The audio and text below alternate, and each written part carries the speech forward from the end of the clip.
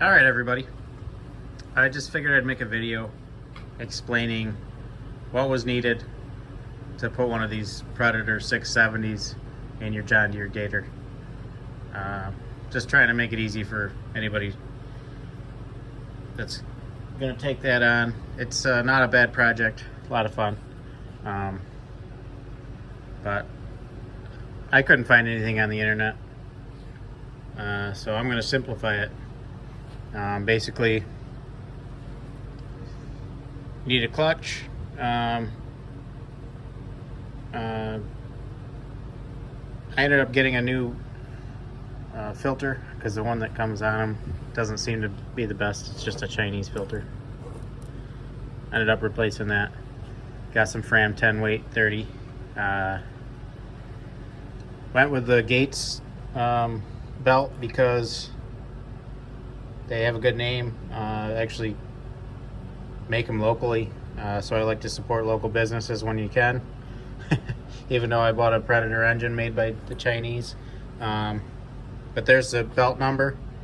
I forget the name or the size of the belt. I think it was a 50 1/4 inch. There's not a lot of room in the back of that engine bay, but I made it work. So the belt was probably 30-40 bucks.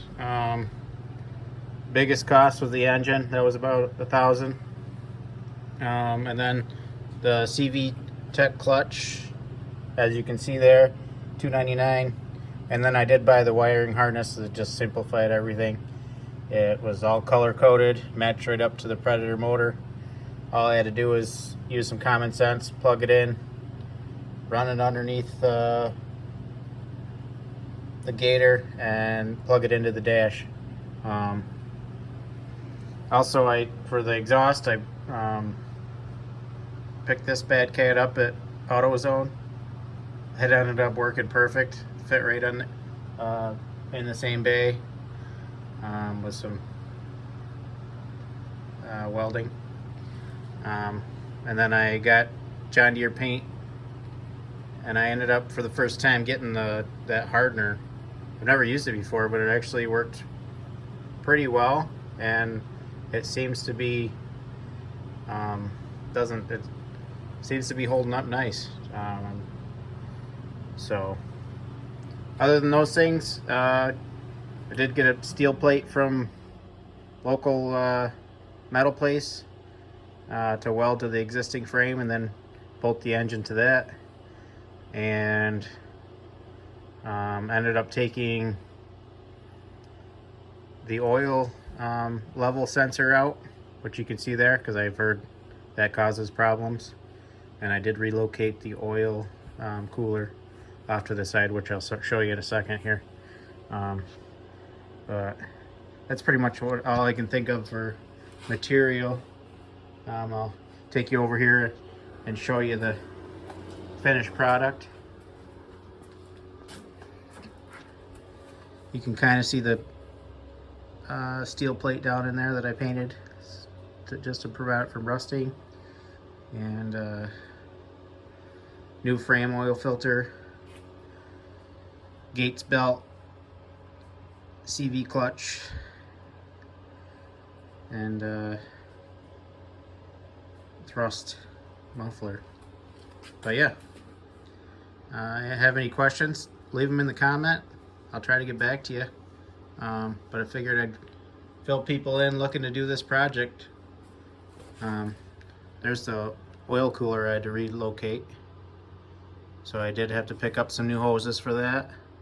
Use the existing clamps.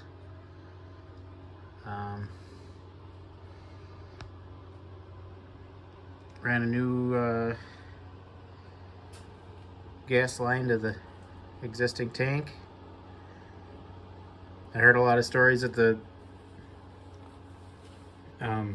existing fuel pump wouldn't pump it out of a lower tank, but it seems to be doing well.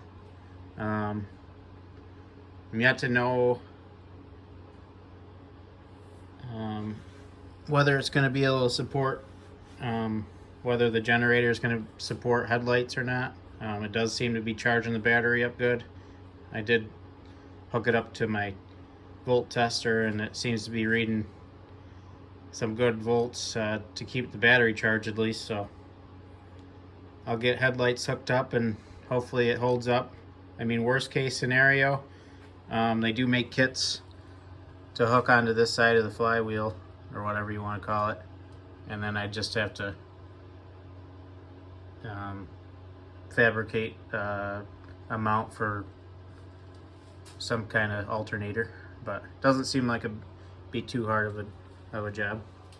And then I could, with a car alternator, I could pretty much put anything I wanted on this thing, whether it was a stereo or some more headlights. But stay tuned. I hope to get a roll cage welded in, and windshield and roof. So thanks for watching.